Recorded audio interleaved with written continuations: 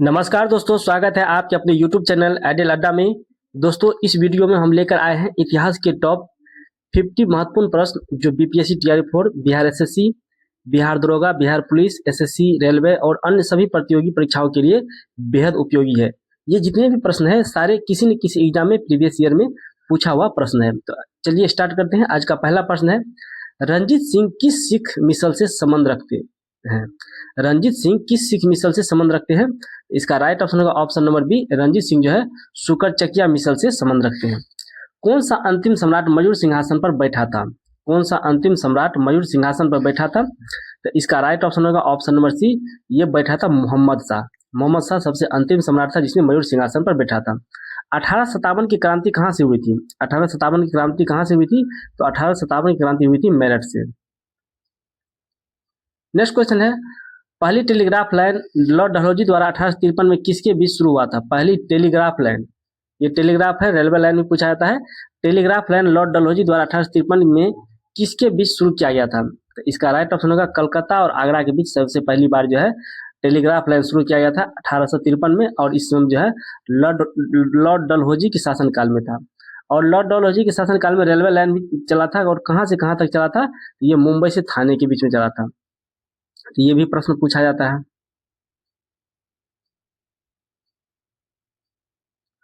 अवध का अंतिम नवाब कौन था? अवध का अंतिम नवाब कौन था? तो अवध का अंतिम नवाब था वाजिद अली खान। अवध का अंतिम नवाब वाजिद अली खान था। हैदराबाद के निजाम के राजवंश का क्या नाम था? हैदराबाद के निजाम के राजवंश का क्या नाम था? तो ये आसफ शाही राजवंश था, उसका आसफ शाही राजवंश था।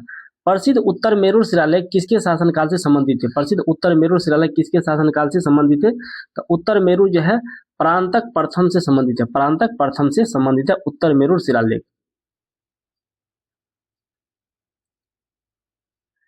निम्न में से कौन सी लड़ाई के फलस्वरूप हुमायूं भारत के शेरशाह द्वारा निर्वासित किया गया? किस लड़ाई के द्वारा जो है हुमायूं भारत के शेरशाह के द्वारा जो है शेरशाह सूरी के द्वारा निर्वासित किया गया? तो इसका राइट ऑप्शन होगा ये बिलग्राम की लड़ाई। बिलग्राम की लड़ाई माना ये बिल में घुस गया, यानी भारत छोड़ करके से भागना पड़ा। गुरु नानक के जन्म स्थान कौन सा था? गुरु नानक का जन्म स्थान कौन सा था? इसका राइट ऑप्शन होगा जिसका जन्म स्थान गुरु नानक जी का तलवंडी में है। तलवंडी अभी पंजाब के क्षेत्र में पड़ता है। नेक्स्ट क्वेश्चन है, पुरंदर की संधि शिवाजी ने कब और किसके साथ की थी? पुरंदर की संधि कब और किसके साथ किया था? बहुत अच्छा प्रश्न है। तो ये पुरंदर की संधि हुआ था 1655 ईस्वी में। पुरंदर की संधि हुआ था 1655 नहीं, 1665 ईस्वी में राजा जय सिंह के साथ किया गया था पुरंदर की संधि। भारत में कौन सा प्रदेश यूरोपियनों को उत्तम कोटि का नमक और अफीम उपलब्ध कराता था?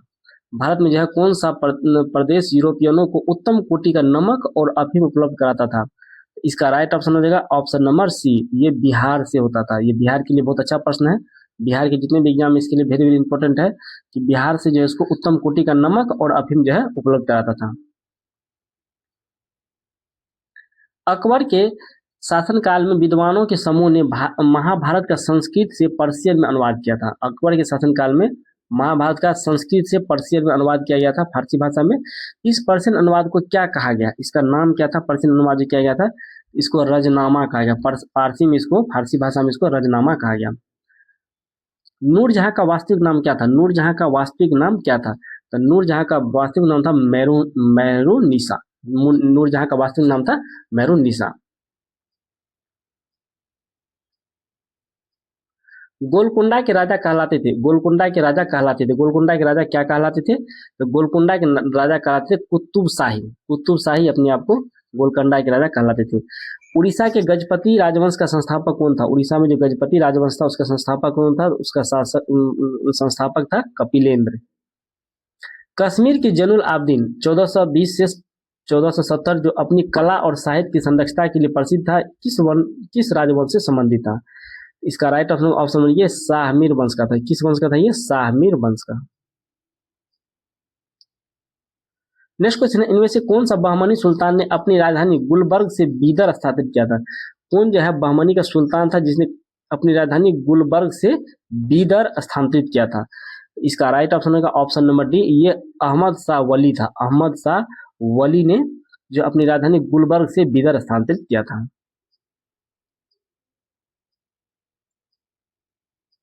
नेक्स्ट क्वेश्चन है, मध्यकालीन मंदिरों में सबसे लंबा कौन सा मंदिर है? मध्यकाल का जो मंदिर है उसमें सबसे लंबा मध्यकाल का, ये एंशिएंट नहीं है ना ही मॉडर्न है, ये मध्यकाल का है। तो मध्यकाल में जो है मंदिर सबसे लंबा कौन सा मंदिर है मध्यकाल में? इसका राइट ऑप्शन होगा ऑप्शन नंबर डी, ये तंजौर का बृहदेश्वर मंदिर सबसे लंबा है। मध्यकाल का सबसे लंबा मंदिर है तंजौर का बृहदेश्वर मंदिर।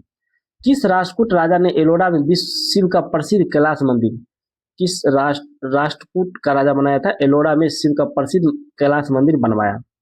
बहुत अच्छा प्रश्न है, ये कई एग्जामों में पूछा जा चुका है। इसका राइट ऑप्शन होगा कृष्णदेव प्रथम ने, इसने बनाया था कृष्णदेव प्रथम ने। किस राष्ट्रकूट का राजा ने एलोरा में शिव का प्रसिद्ध कैलाश मंदिर बनाया? तो कृष्णदेव प्रथम ने।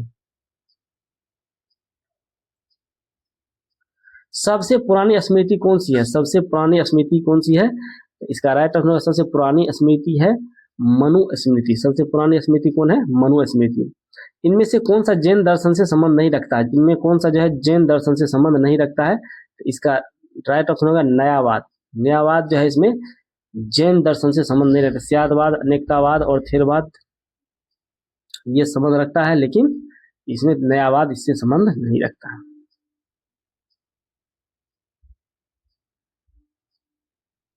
नेक्स्ट क्वेश्चन है, किसने सबसे पहले ब्राह्मणों को भूमि उपहार की रीति शुरू किया? सबसे पहले जो ब्राह्मणों को भूमि उपहार में देने का शुरुआत किसने किया? तो इसका राइट ऑप्शन सबसे पहले सातवाहनों के द्वारा किया गया।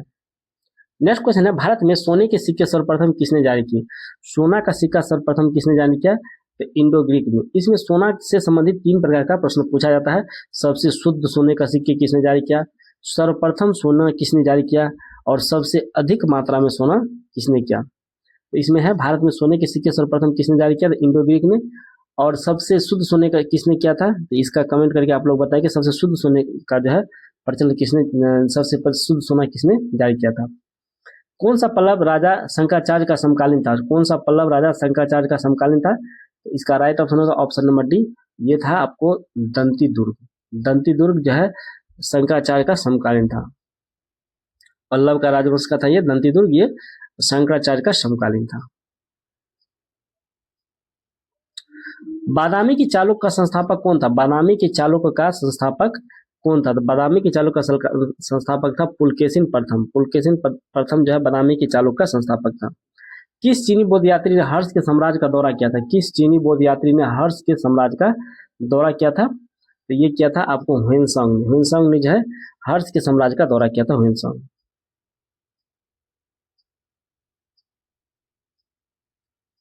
नेक्स्ट क्वेश्चन है, किस गुप्त राजा ने अपने शासन के अंतिम काल में बौद्ध धर्म को गले लगाया और नालंदा विश्वविद्यालय की स्थापना किया? ये जो है नालंदा विश्वविद्यालय की स्थापना किसने किया था? बहुत अच्छा प्रश्न है। इसका आंसर होगा कुमारगुप्त प्रथम ने। कौन से गुप्त सम्राट अपने सिक्कों पर बांसुरी या बीना बजाते हुए प्रस्तुत किए गए हैं? कौन से गुप्ता सम्राट जो है बांसुरी या बीना बजाते हुए प्रस्तुत किए गए हैं? इसका राइट ऑप्शन सी, समुद्रगुप्त जो है बीना बजाते हुए दिखाया गया है।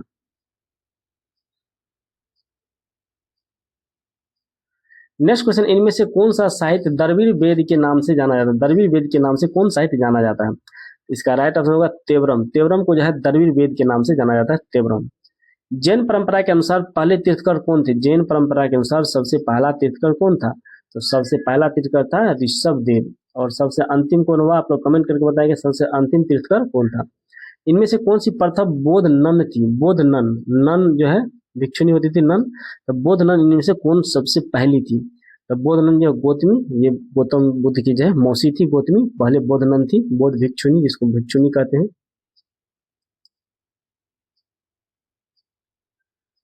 नेक्स्ट क्वेश्चन है, इनमें से कौन सी तमिल भूमि का बाइबिल के नाम से जाना जाता है? तमिल भूमि का बाइबिल के नाम से कौन जाना जाता है? बहुत अच्छा प्रश्न है।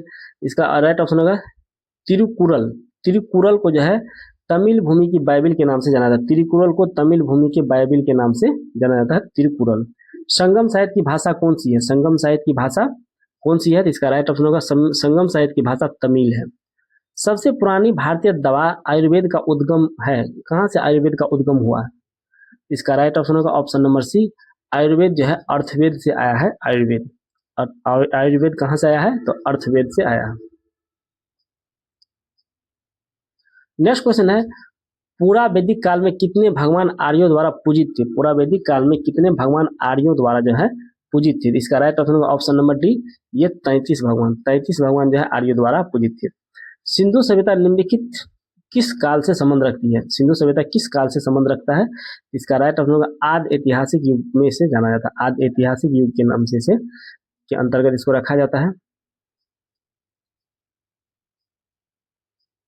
नेक्स्ट क्वेश्चन है एपिग्राफी क्या है? एपिग्राफी क्या है? एपिग्राफी है शिलालेखों के अध्ययन को एपिग्राफी कहा जाता है। मोहनजोदड़ो की सबसे बड़ी इमारत कौन सी है? मोहनजोदड़ो की सबसे बड़ी इमारत कौन सी है? इसका राइट ऑप्शन होगा ऑप्शन बी, बड़ा धान्यगार यानी ग्रेट ग्रेनरी जो है सबसे बड़ा इमारत है। बड़ा धान्यगार यानी ग्रेट ग्रेनरी। नेक्स्ट क्वेश्चन है भारतीय उपमहाद्वीप में सबसे पहले खेती कहाँ हुई थी? भारतीय उपमहाद्वीप में, अच्छा प्रश्न है। भारतीय उपमहाद्वीप में सबसे पहला खेती हुआ था मेहरगढ़ में। मानव आत्मा का एक शरीर से दूसरे शरीर में गमन किस वैदिक साहित्य का विश्वास है? मानव आत्मा एक शरीर से दूसरे शरीर में गमन करता है, ये किस वैदिक साहित्य का विश्वास है?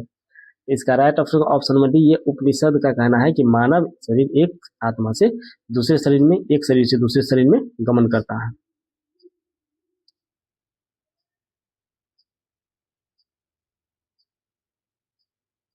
नेक्स्ट क्वेश्चन है किसके संरक्षण में संगम साहित्य की रचना की गई?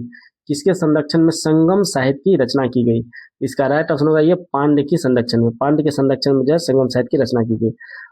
हर्यक राजवंश का संस्थापक कौन था? ये स्टेट में भी क्वेश्चन पूछा गया था। हर्यक राजवंश का संस्थापक कौन था? तो ये हर्यक राज का संस्थापक बिंबिसार था। भारत में प्रथम बार महायान बौद्ध ने आदर्श पूजा का अभ्यास प्रारंभ किया। इन्होंने कब से ये अभ्यास प्रारंभ किया था? इसका राइट ऑप्शन होगा ऑप्शन नंबर सी, ये पहली शताब्दी से स्टार्ट किया था।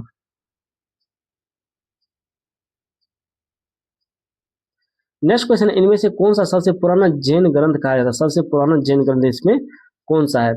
इसका राइट ऑप्शन होगा ऑप्शन नंबर सी, 14 पूर्व जो है सबसे पुराना जैन ग्रंथ है। सबसे पुराना जैन ग्रंथ पूछा जाएगा तो कौन रहेगा? 14 पूर्व।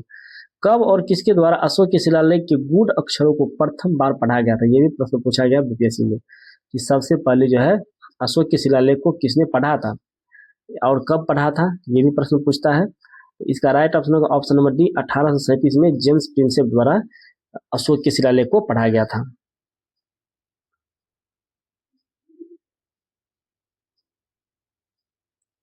नेक्स्ट क्वेश्चन है किस बौद्ध सन्यासी के प्रभाव में आकर अशोक बौद्ध धर्म का अनुयायी बन गया? किस बौद्ध धर्म के प्रभाव में आकर के जो है अशोक बौद्ध धर्म का अनुयायी बन गया? तो इसका राइट ऑप्शन होगा ऑप्शन में ये उपगुप्त इसका जो है गुरु था, बौद्ध धर्म का गुरु। भारत सरकार द्वारा अपने देश के राष्ट्रीय चिन्ह के रूप में अपनाया गया अशोक की राजधानी सारनाथ पिलर के धर्मचक्र में कितनी तीलियां हैं? टोटल तीलियां की संख्या कितना है? तो इसमें 24 तीलियां हैं।